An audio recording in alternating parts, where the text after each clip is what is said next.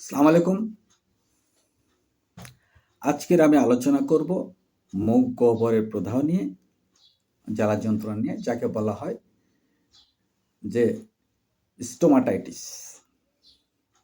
স্টোমাটাইটিসের কারণটা কি আসলে, আর সেটা আমাদের খুঁজে বের করতে হবে।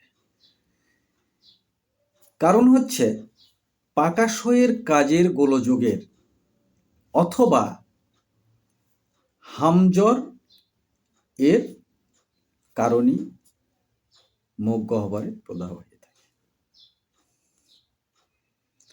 যেমন দেখা যায় দাঁত পরিষ্কার না করা, বেশি পান বা চুন খাওয়া, পুষ্টিকর খাবারের অভাব, ভিটামিনের অভাব, জীবাণু বা ছত্রাকের আক্রমণেও হয়ে থাকে।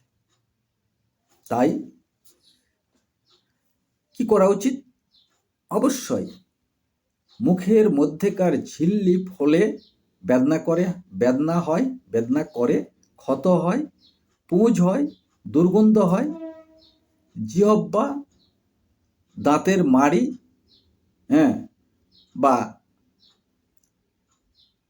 শ্বাস প্রশ্বাসের দুর্গন্ধ, তালুও ফুলে ওঠে। এগুলো লক্ষণ যখন দেখবেন, অবশ্যই একজন দন্ত স্পেশালিস্টের নিকটস্থ যাবেন। তার পরামর্শ নিয়ে অবশ্যই চিকিৎসা নিলে আপনি সুস্থতা লাভ করবেন, এই আশাবাদ ব্যক্ত করে আবার নতুন ভিডিও দেখার আমন্ত্রণ জানিয়ে এখানেই শেষ করলাম। আসসালামু আলাইকুম, আল্লাহ হাফেজ।